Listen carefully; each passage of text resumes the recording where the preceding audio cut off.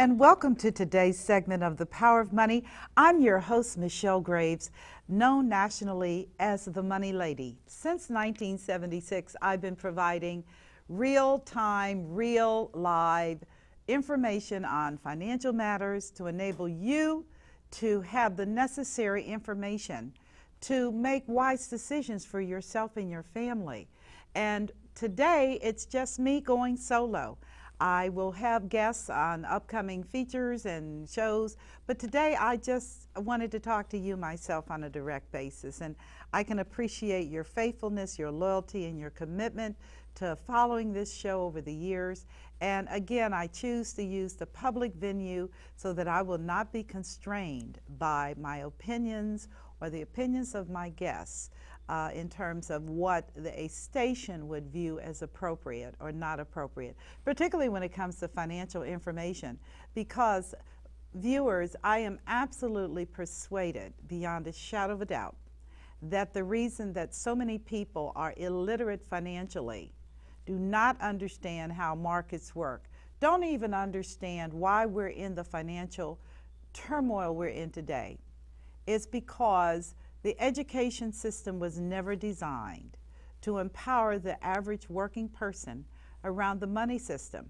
And reason being is if you ever figured it out, you might get a little bit hot under the neck. Like, what? And I wanted to share these thoughts with you today because I do interface and cross paths with so many people, all kinds of people, from the very affluent to just your regular working population to people that are barely making an existence overseas. So many people are barely surviving.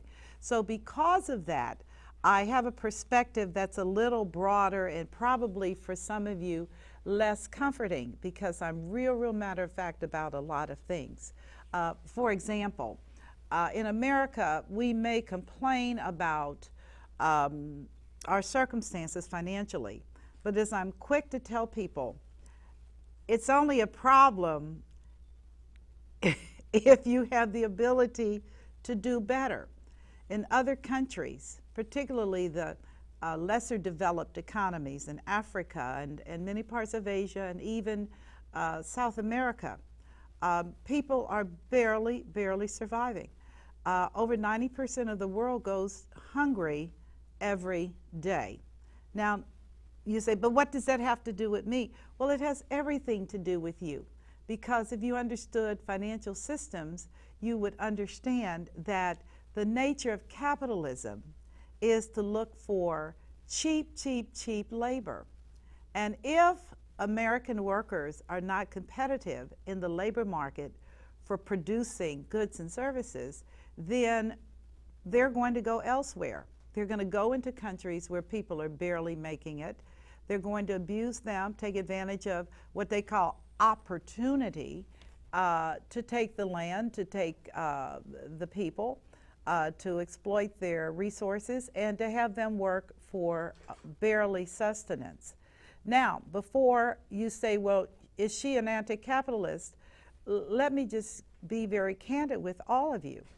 I am a person that loves people. And it doesn't matter whether that person is in Asia or Africa or Europe or even the United States. I don't like to see people hurting and suffering and being hungry without adequate food and clothing and shelter because of a few people who have decided that it's going to be that way because that's what works for them. So I don't think when you use terms, you have to be very careful. As an economist by training and a banker by life skills, I can assure you that the industry is brutally focused on maximizing profit. And the mindset is not about making sure you get enough food in your stomach, or even if you have a place to live.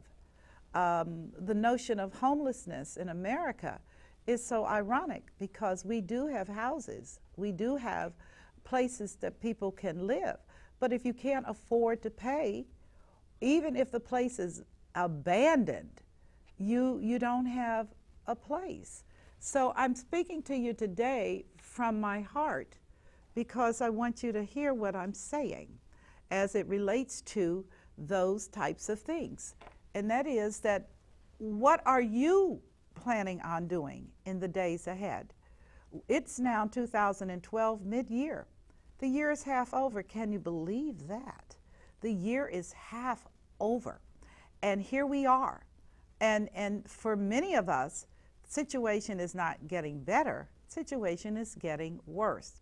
The unemployment, for all they'd like to tout about unemployment, the reality is this: over 50 million people in America, and that number is growing, have been permanently displaced from the marketplace, meaning there's no place for them to get a job. And relocating, which is a venue that was done in the past, people would go to another place and then they would do elsewhere. So you have this type of thing going on where people don't move. They can't afford to move. They can't afford to relocate. So they're moving in with their families. Large families are all starting to move in together. That's causing some real stress in family dynamics, because let's face it, when you've got 4 and 5 households trying to live together, when all of them are used to living apart, then it creates some very, very untenable dynamics in the household, and a lot of stress. And then you add on children, and then you add on animals, and then you begin to wonder if I'm in Animal Farm myself. Anyway, all kidding aside, because this is really not funny. This is a major demographic shift, and the implications have not yet been evaluated by economists, by sociologists, and even by scientists, because this type of behavioral pattern is not characteristic of how people are accustomed to living. But I'm here to tell all of you that it's going to accelerate. More and more people are going to be living together, are going to try to share their resources. Limited though they be, it still stretches when you have more people in the household contributing.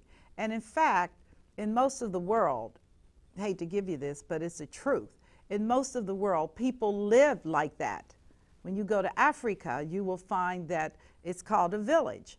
Everybody lives in their own little areas, but everybody works collaboratively and cooperatively for the benefit of the village. They watch over each other. They are attentive to each other. They have headship and leadership operative in those environments.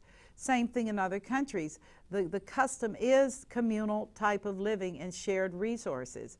In America, we always touted the individualistic, I got it going on, John Wayne kind of mentality. But again, things have changed, and I'm trying to bring you into that truth so that you can begin to make the necessary decisions and not to hold on to dreams that are no more. As I was coming to the station this morning, I had a lengthy conversation with a woman that I'm quite proud of her, and the fact that she's gone back to school and she's gotten her degree, and now she's got a full ticket for grad school with stipend and all the things that go along with success in education. And she is going to be an astounding individual, always is, but now she's going to get the necessary requisite skills to make her successful in that field. And we talked very openly about a lot of things. But I shared with her, I said, it's hard for people to recognize change. And most of the time, change is imposed upon us rather than us being change agents. The challenge is going to be, as we move into this new paradigm of relationships, of how money is made, business is transacted, are you prepared to be a change maker? Meaning, are you willing to walk out your destiny with responsibility, or are you willing to let change come upon you and be imposed upon your life? And I say this very openly because I challenge every one of my viewers today to look at your skills, to look at what you have. All of us have gifts, talents, and skills. Gifts come from heaven. Talents are resident in us, and skills are the training you got to maximize and leverage the gifts and the skills that you have, the talents that you have resident in you. How many of you are willing to take that really, really major step. And it's not a leap of faith as much as it is a step for your destiny. Many times as we face change, and that change may be the loss of a job, the change may be the loss of a spouse, the change may be divorce, the change may be your children are grown and have their own lives, the change may be all of a sudden you look in the mirror and you're not 20. That's what I found out.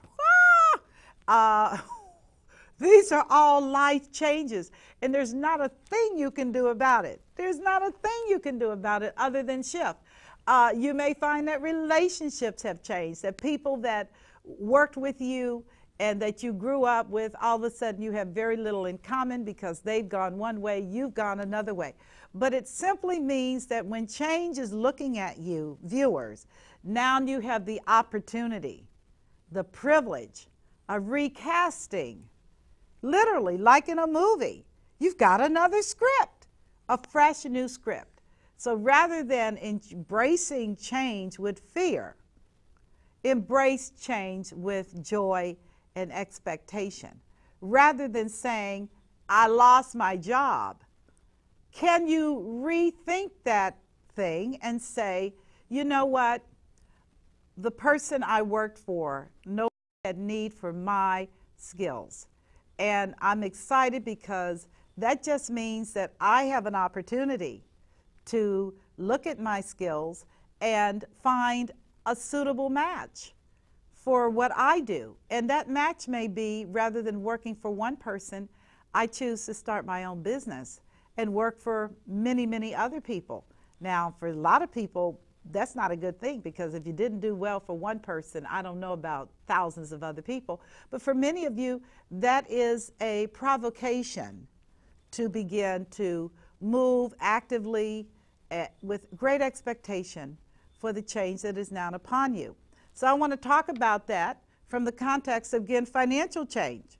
Because when you lose your job, or when you are finding yourself inundated with situations that are intolerable financially, you don't have enough money. You simply don't have enough money. And many of you seniors know exactly what I'm talking about, because you don't have enough money. You're trying to figure out how I'm going to get through this with my gas bill, my water bill, which is going up, with my mortgage or my rent or my real estate taxes, which are going up because the municipalities are broke. So here you are.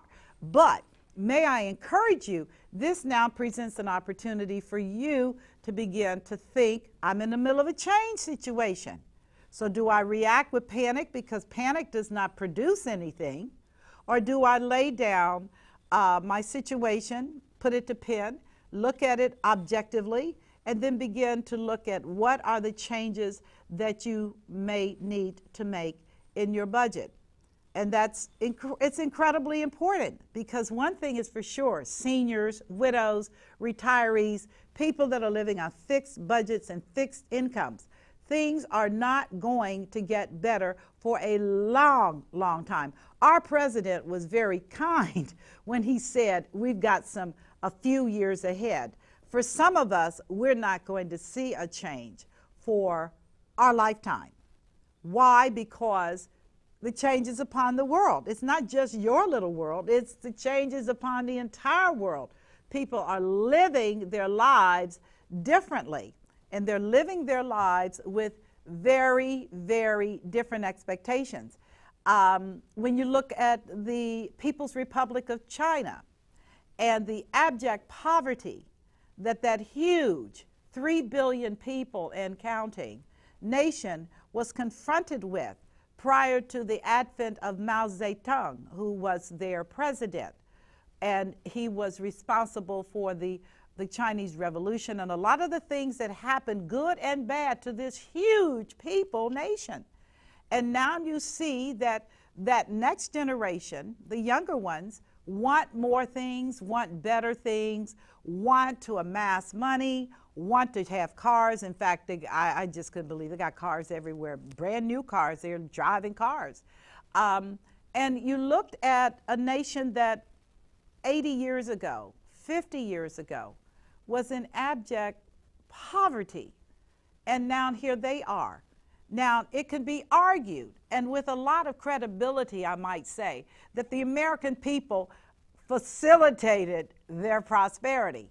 But before you become one-sided in that, may I remind you, because we're talking globally, we're talking about a change, that we benefited from their cheap labor. Americans benefited because we were able to buy things cheaply. Hello, Walmart, China. And in buying things cheaply with American dollars, we empowered them to become the formidable nation they are today. And trust me, I don't have to tell you, you already know that they are formidable. But it came out of our pockets. It did. We got what we wanted, but they got what they needed.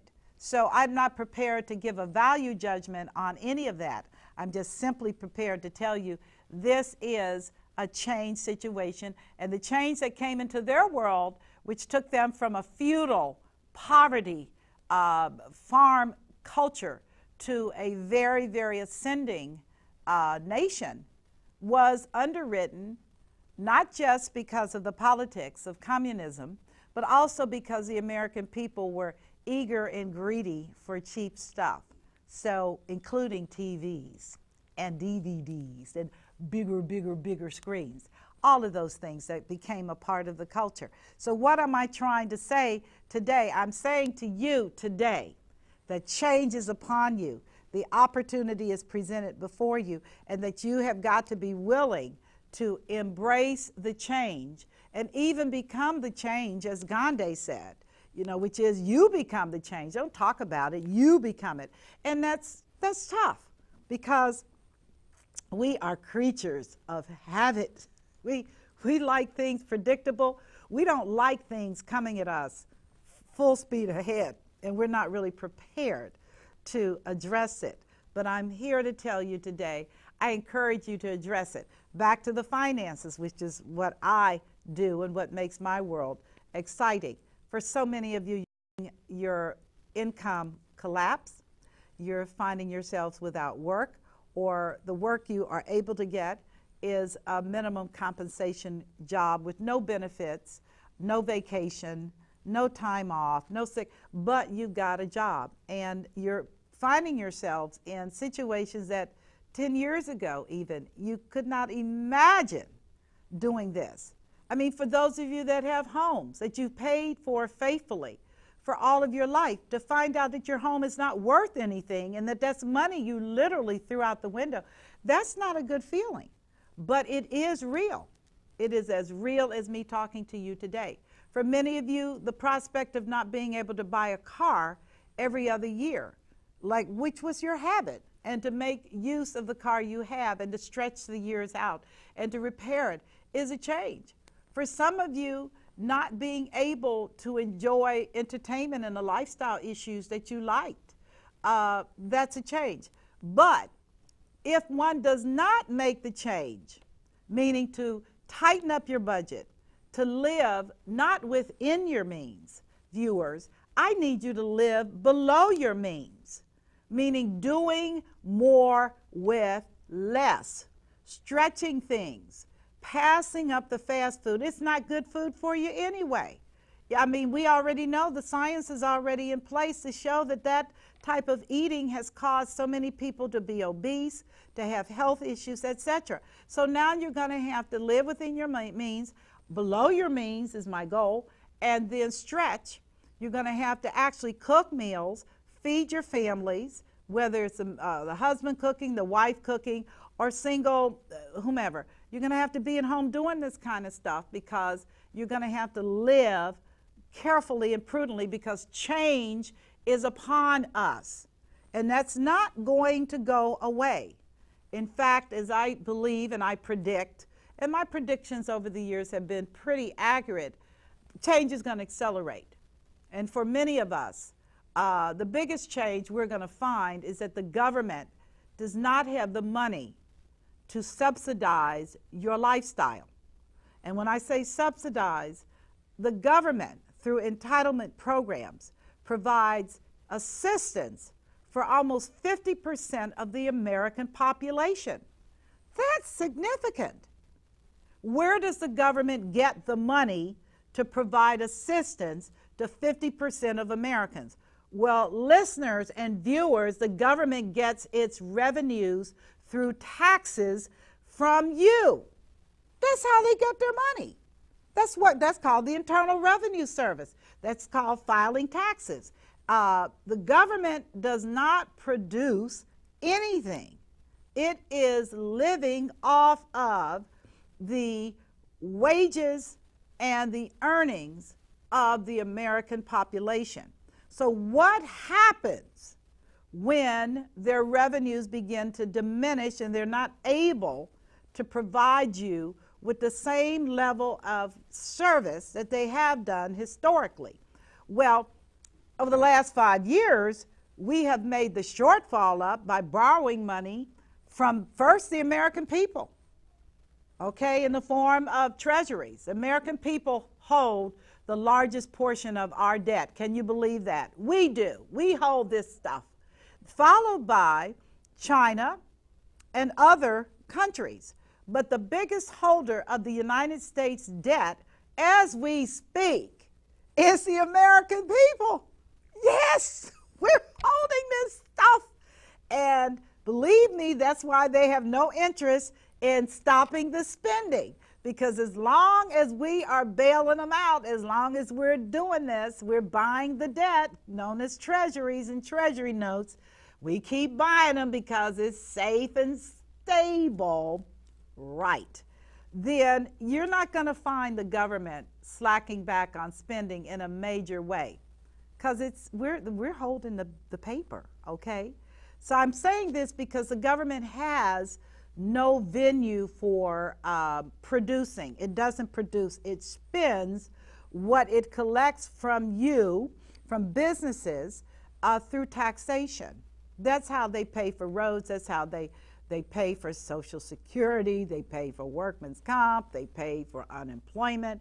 They pay for disability. They pay for Medicare. They pay for Medicaid, and on and all, and the farm subsidy. They pay for all of this, viewers, off of the backs of the American taxpayer. Now you know the truth. And frankly, I don't know how it's going to end. Well, it's going to end because if 50% of the country is picking up a check that they really didn't work for, and before seniors, you start hollering at me. I know you paid into Social Security and you expect to be paid out. But let me just segue quickly on this issue. Social Security was designed as a safety net by FDR right after the Great Depression and everything went kabutsy. He set this in place so people would not be impoverished in their older years. He never, ever, ever, when they made actuarial assumptions in the 1940s, people were not living to 80 and 90 and 100. Essentially, people were dead 3 to 4 years after they left the workforce, by 65, 66. Now seniors are, the fastest growing group of seniors are people over 100 years old, all right? I saw a woman the other day who just got an award. I'm a member of a garden society, and she came up and she is 90. And she was walking like she was 20. And I just kept saying, and she was like, I feel wonderful. And I was like, this is so great. But the reality is this. If everybody is living to 100, pulling on a fund where there is not money budgeted for you to live to 100, then you got a problem. And so I tell seniors not to upset you, but you need to look at other venues for living, because Social Security is absolutely heading to bankruptcy. It's just what it is. But there may be some lead time. There may be some things that can be done to preserve its integrity financially. But again, that's a change. Can you subsidize yourself if Social Security is kaput? If you're on Social Security disability, which is a fund that you didn't even pay into, and you're getting that monthly check, what happens to your world if it ceases? Not because they're bad people, but because we're not generating enough revenues to finance entitlement programs. And so you're seeing these things begin to implode and collapse, not just on a federal level, but on a state level. So many states are dangling by the thread with Medicare and Medicaid costs because they were not anticipated when they did these plans. So why am I saying all of this? Because I want to emphasize to all of you again that I'm speaking to you not only as a money lady, but also as a human being who is having a shared experience with all of you. I'm not happy with gas prices. Not at all. They may be down for a minute, but they're not $1 a gallon. Those days are gone. That's not going to happen. I look at the gas and then I think about, should I buy an electric car? But what that is going to do if you buy an electric car is it's going to tax ultimately resources, and that you're going to find your electric bill is going to be higher. Do you want to participate in the little midget cars that came out of India that actually are kind of scary on the road? You say, don't hit that car because it's over. And don't drive that car because, I don't know. But anyway, that is a response to trying to minimize expense. Do you do a scooter? Do you do a motorcycle? What do you do to make a change? Do you do a skateboard? That's interesting, particularly if you live in California. But I'm trying to say that people are trying to adapt to change. And as a part of that, it's important for me to reinforce to you that change is a necessary part of life. And the sooner you get to it, the better off that you will be. I personally feel that most senior citizens should not continue, particularly over the age of 80, to struggle in a home that they've been in for all their life that's paid for. What they need to do is look at some other options and alternatives to try to get money out of that house so that they can begin to finance and fund their long-term care. Why? Because the government is not going to take care of people who have long-term care issues, Alzheimer's, Parkinson's, diabetes, high blood pressure. And as you age, these conditions accelerate. And for so many people, they will not let go of this house. Oh, I got to give my kids the house. No, your children want money. They don't want the house. And you really don't want the house either because you can't take care of it. You can't maintain it. Houses need a lot of work, particularly older houses. It wasn't old when you bought it, but it is 40 years of living in the house is not a new house. So you have maintenance issues. And your income is now fixed and limited. I know for widows, you can't afford it. $695 a month is the average income for a widow. That's scary. But yet, because of the unwillingness to embrace the opportunity to live differently and to do things differently, you will stay in a home that's killing you. It's hard to understand, but human psychology works like that. So my position, and as I share with people, I'm officially a senior citizen and a baby boomer, boom, and I am learning to flow with the water, okay, to move it, to not be locked in by any of the definitions and the precepts times past of what is old, what is getting older, what does that look like in today's world. I'm beginning to recognize and grow to the reality that no matter how much money you have, money is not an infinite resource. It is not. And if you do not live carefully, you will find yourself impoverished in this country. Now, the plus is that you can always do things to make money. That's a big thing in America. Don't minimize it, the ability to create money. You can always go back to school, particularly online, to enhance your skills so that you can do other things. it's a great big opportunity. I figure I'm 60. I'd like to live to 120. That's another 60 years. God knows what I'll look like, behave like, be about, think like in another 60 years. So my challenge to all of you is to begin to handle your affairs in a mature and responsible way.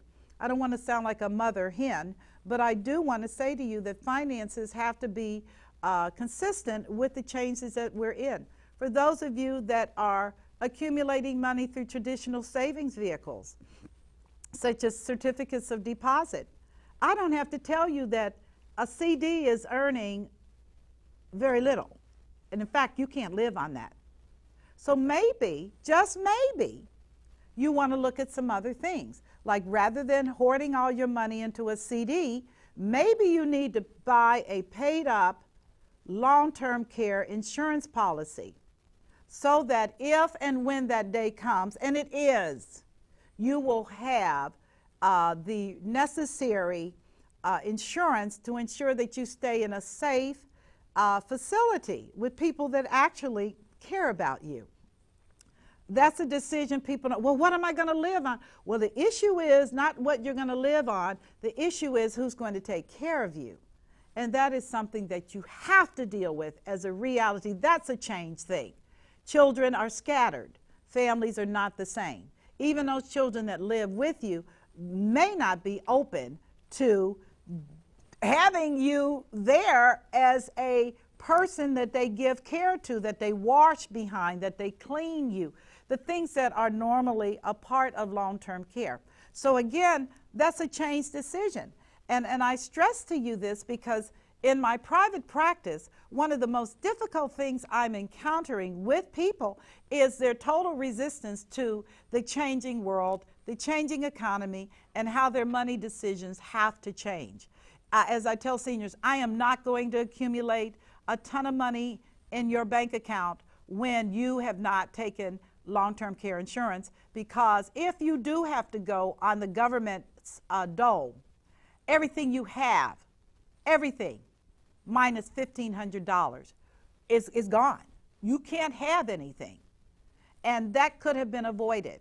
So I want to encourage you to take a hard look at that.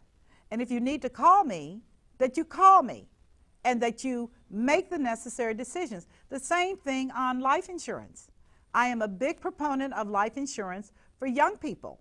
Why? Because they have children, they have needs, they have bills, and should they die, the family will suffer. So I'm a strong proponent of life insurance for that venue. But there are policies today that are what we call living life insurance, where you can get a policy, and if you need the money, you can begin to live on the money as an income stream. That's powerful. There's also a venue known as a 1035, which the government, under the Pension Protection Act of 2006, I think, don't hold me to it, but I think, will allow you to move money from annuities as well as life insurance into specialized policies that will pay for long-term care if you use it. But if you don't use long-term care, it will allow you to experience the benefits of that policy, which could be income or it could be an inheritance for your children.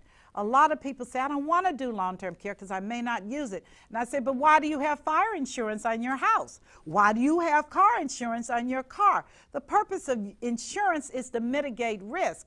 It doesn't mean that that is going to be your story. But if you're in a car accident and you do not have a car insurance, that's a problem. If your house burns down and you don't have property and casualty insurance, that's a problem.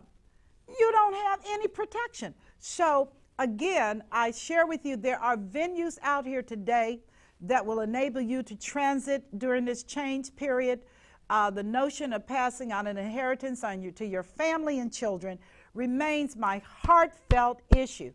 I want to see people be able to pass a legacy. But beyond that and greater is, I want you to be able to take care of you. I want you to be able to have the necessary resources so that you are not dependent, that you are not impoverished, that you are not struggling like so many people are. And I do mean it's more than seniors that are struggling out here today. There's a lot of working people that are struggling as their benefits are being off. And I do mean that. That is a real thing. The government is not extending unemployment. Many people have been getting unemployment for 3 years and all this and didn't look for jobs and felt that things were going to get better and didn't understand the change was in the air, that it was here. And now they have no more checks coming and they are broke and they're terrified. And it's like, what am I going to do? And I'm going to tell you, this is what you're going to do. You are going to embrace the change and you are going to look for employment or a venue to make income. That's what you're going to do because that's the way the world functions. People in other countries do not get unemployment when they lose their